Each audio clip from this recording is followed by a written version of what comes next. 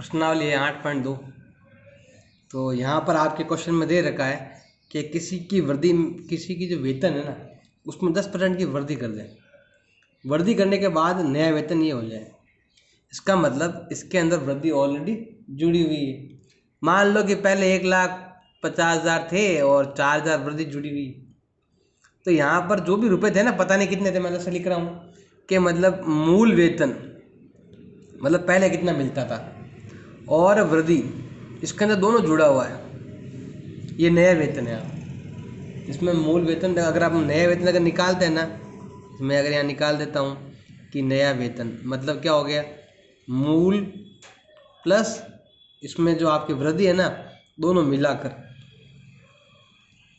मूल भी है और वृद्धि भी है, दोनों को मिलाकर 1,54,000 रुपये है। और हमारे पास ये वाली दे रही वृद्धि दे रखी है आपके पास। वृद्धि कितनी है? 10%। अब पता नहीं मूल कितना है। मूल क्या करना है, हमें ज्ञात करना है। थोड़ा सा अगर ध्यान दें, हम ऐसे ही मान लें, परसेंटेज मान, रुपये अलग चीज़ हो गई, हम ऐसे मान लें, माना कि जो मूल है आपका, इसको हम 100 मान लेते हैं। पहले मान लो 100 रुपये होंगे, 10 से बढ़ा दिए तो कितने हो गए? 110%।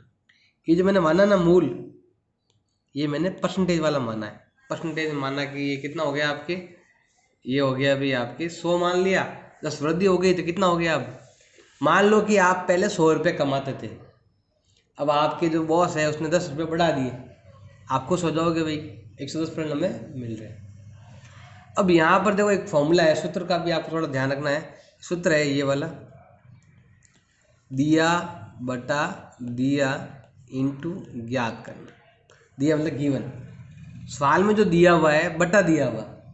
अब देखो इस दिए हुए में आपको रुपए लिखने हैं और यहाँ पर आपको परसेंटेज और यहाँ पर भी आपको परसेंटेज लिखना है, तो काम आपका फटाफट बन जाएगा। जैसे अगर मान लो रुपए में क्या दिया हुआ, बताओ रुपए में क्या दिया हुआ है, नया वेतन क्या दे रखा है।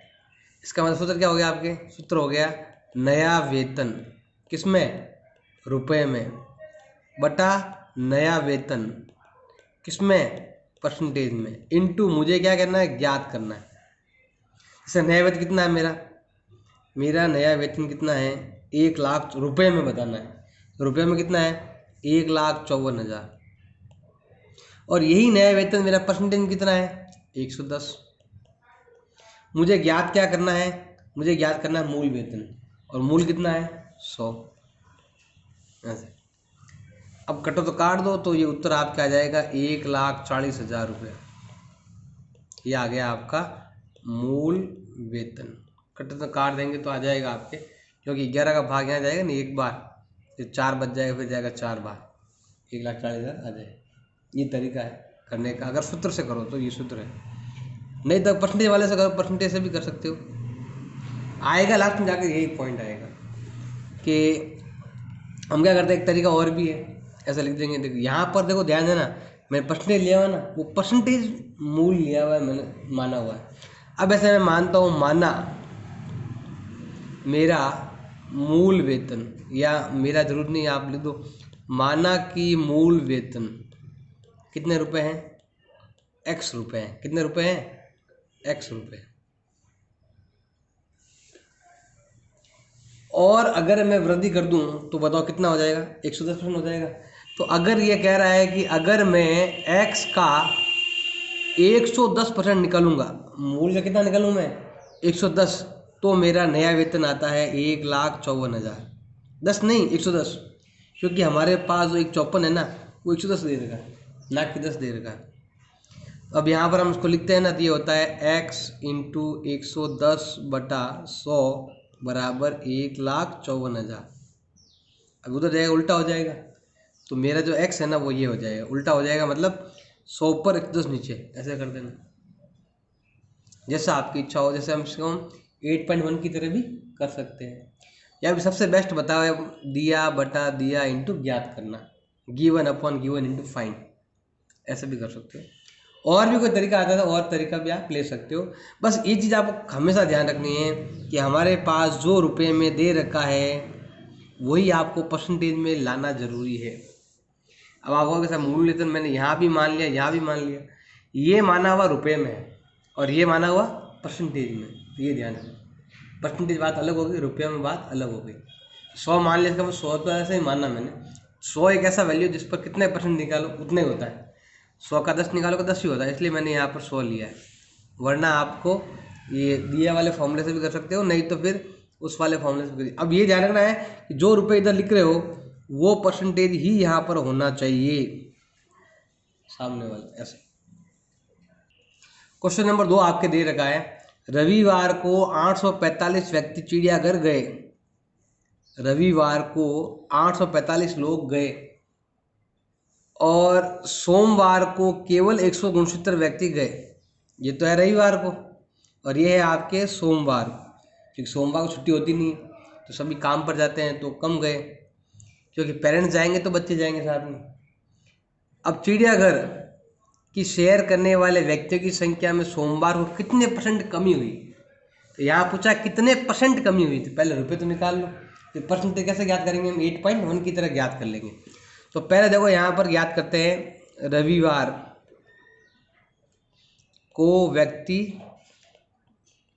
चिड़ियाघर गए, कितने गए 845, और सोमवार को व्यक्ति चिड़ियाघर गए, कितने गए 169, कम गए ना, तो क्या आई कमी आ गई। कितनी कमी आ गई घटा दो, 15 में से 9 गया 6, 13 में से 6 गए 7, 7 में से 1 गया 6, 676 लोग कम गए। घटा कर देना वापस आप, 13 में से 6 गए, 5 बचता है, बाकी सही कर लेना और कुछ नहीं। 13 में से 6 गए 7 और 7 में से 1 गया 6, ये हो। अब ये पूछा कितना परसेंट कम गए, तो समझ लो, देखो अभी सिंपल कह दो भाई कि भाई कितने कम हुए, कम कितने हुए, पहले आ रहे थे इतने, इतने कम आए, इतने में से इतने कम आए, पहले ये आ रहे थे अब ये आ रहे थे। जैसे नंबर मिलते हैं ना आपको, ऐसे मिलते हैं नंबर कि भाई आपके, जैसे मान लो आपके नंबर आए 10 में से 5 नंबर आए, या 10 में से कितने नंबर आए आपके 7 नंबर आए, तो क्या बोलोगे 10 में से 7 नंबर आ गए, सर ने ऐसे नंबर दे दिए। अब आप कहोगे कि अगर कितने नंबर कट गए, तो आप वो लिखेगा 10 में से 3 नंबर कम हो गए, ये तो कमी है और ये आपके आए, तो कमी को भी ऐसे लिखते हैं और जो आए वो भी ऐसे लिखते हैं, तो ये हो गया ऐसे। परसेंटेज याद करना है 100 से गुणा कर लो, तो आप एक फॉर्मूला बनाओगे कि कमी बटा टोटल, अगर आपको याद करना है ना परसेंटेज के रूप में, परसेंटेज क्या करते हैं हमेशा 100 से गुणा करते हैं। परसेंटेज हमेशा टोटल पर निकलता है या पहले कितना था उस पर निकलता है, तो हमें निकालना है कमी का प्रतिशत निकालना, परसेंटेज निकालना। तो क्या लिखोगे, कितनी कमी हुई बटा कुल मतलब रविवार को कितने थे, वो लाइन लिख देना, रविवार को व्यक्तियों की संख्या, या आप लिख सकते हो इसकी जगह आप भी लिख सकते हो पूर्व संख्या, पहले कितने गए थे वो बता सकते हो, इंटू क्या कर देंगे यहाँ पर 100, या फिर ये लाइन लिख देना, रविवार को व्यक्ति गए चिड़ियाघर देखने, कमी कितनी हुई 656 की, और रविवार को कितने गए थे 845 इंटू 100। हमेशा पहले वाले को माना जाता है परसेंटेज के रूप में, कटे जो काट दो। अब दोनों में 5 का भाग दे सकते हो, यहाँ पर 5 का भाग गया आपके 20 बार, यहाँ 5 का भाग देंगे तो 1 बार, फिर गया आपके 6 बार, फिर गया 9 बार, 13 का भाग जा रहा है इसमें, क्योंकि 13 का स्क्वायर है इसलिए ये 13 का भाग गया। यहाँ देंगे तो जाएगा नहीं और पॉइंट में आएगा उत्तर। ये था ना 5 एकम 5, पीछे बच गए 3, 5 अंक 30, पीछे बच गए 4 5, तो ये आ गया आपके। इसको क्या करते हैं हम, तो ये गुणा कर लेना यहाँ पर, तो 0 का 0, 6 दूनी 12 का 1, 5 अंक 30 और एक कितना हो गया अभी आपके 31, कितना होते हैं 12, 11, 12 और 1 13, भाग देना है। बाकी सही नहीं किया, यहाँ पर पहले सही लिखा था मैंने, 7 ही आएगा। अब 13 से काटो, ये जाएगा 13 बार और ये जाएगा 5 बार और फिर 2 बार।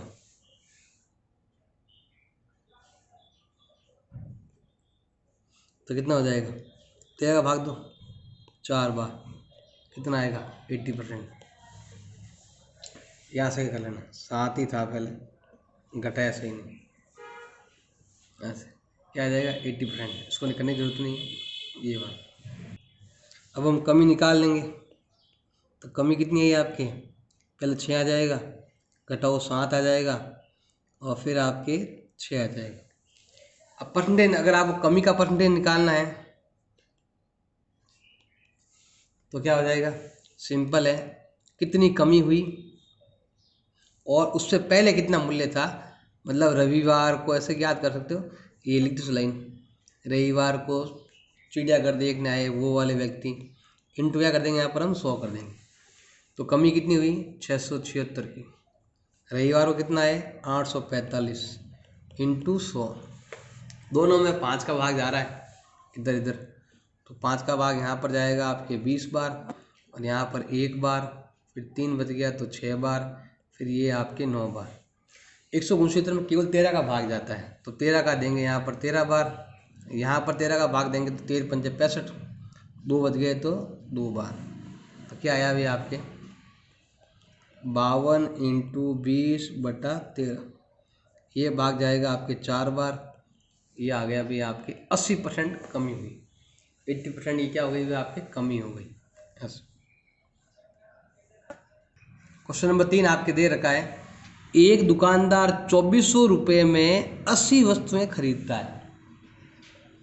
2400 रुपये में 80 खरीदता है, तो बताओ ए कितने की हो गई? भाग दे देंगे, जैसे कहते हैं ना 10 रुपये में मैंने 5 पेन खरीदे, इसका मतलब एक पेन कितना हो गया आपके? 2 रुपये का।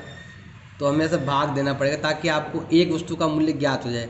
लास्ट में आपको एक वस्तु का विक्रय मूल्य ही क्या करना है? ज्ञात करना है। इसलिए तो हम क्या करते हैं, यहाँ पर ज्ञात कर लेते हैं एक वस्तु का क्रय मूल्य।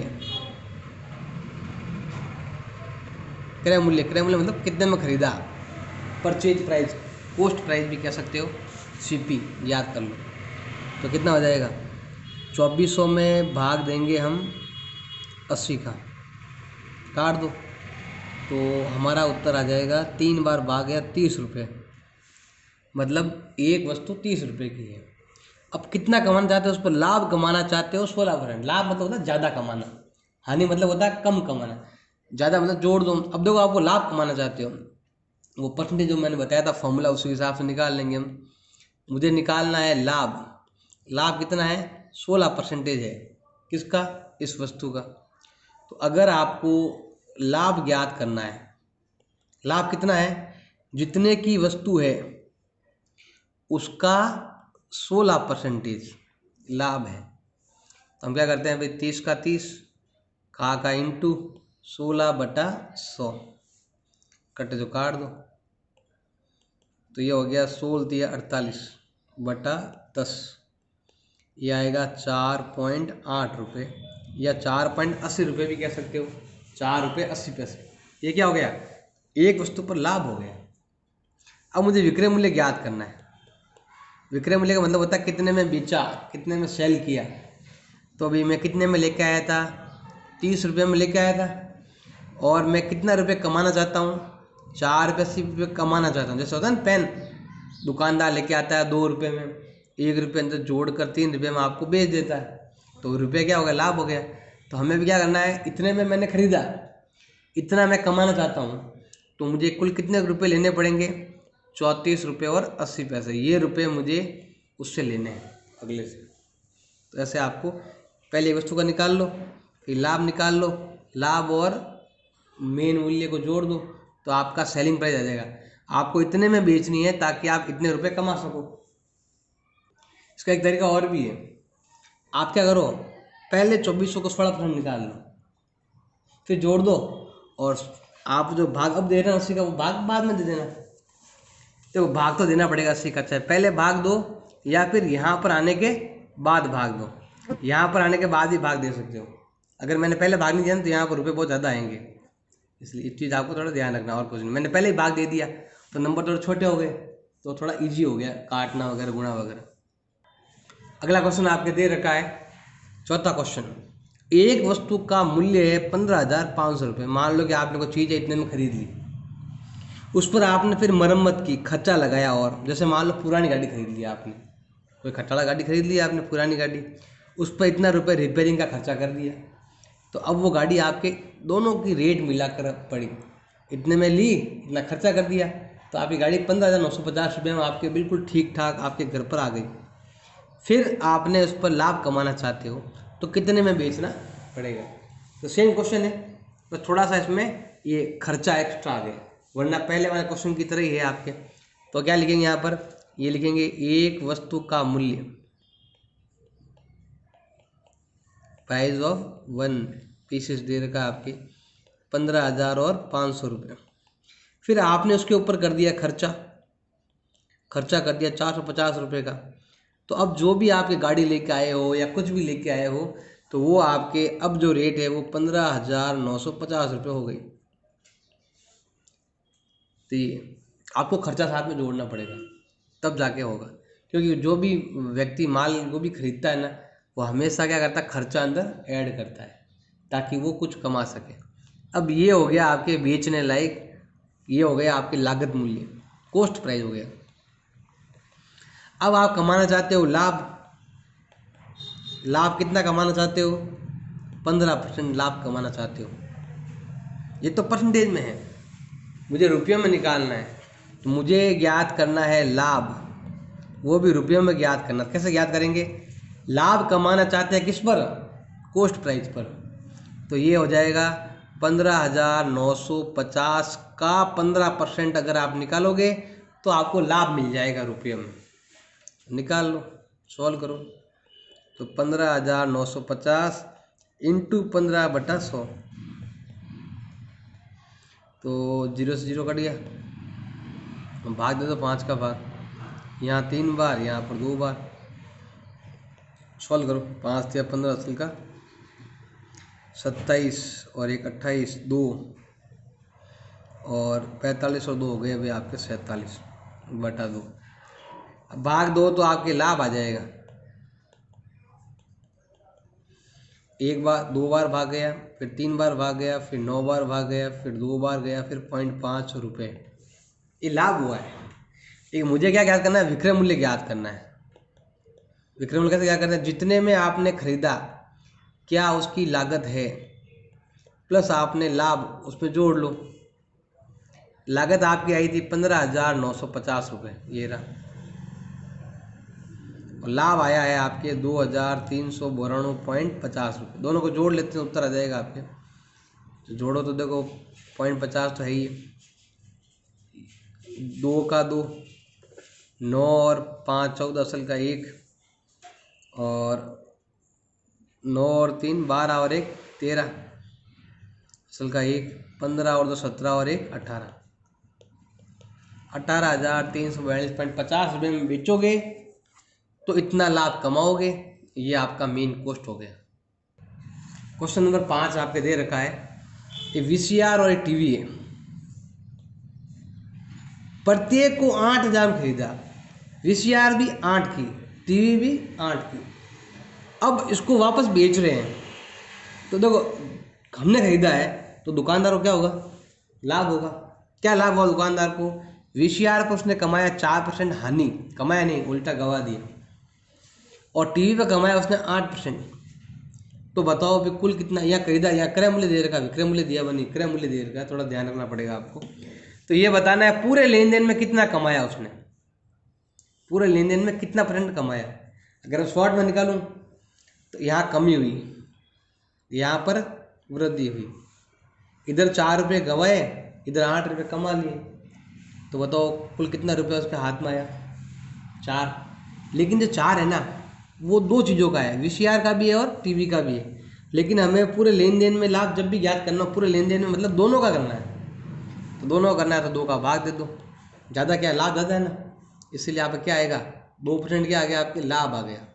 ये मैंने ऐसे ही किया, शॉर्ट में करना हो तो, लेकिन शॉर्ट में नहीं करेंगे हम, पूरा विस्तार से करेंगे हम, शॉर्ट से नहीं करेंगे, मेथड से करेंगे। तो क्या करेंगे, देखो सबसे पहले हम 2 पार्ट कर देते क्वेश्चन के। इधर आपके वीसीआर, इधर आपके टीवी, क्योंकि एग्जाम में ऐसे करना पड़ेगा। बड़ा क्वेश्चन आता है 6 नंबर का, तो ऐसे करना 6 या 5 जो भी आता है आपके। वीसीआर हो गया, इधर क्या हो गया भाई आपके टीवी हो गया, उस हिसाब से करना पड़ेगा आपको।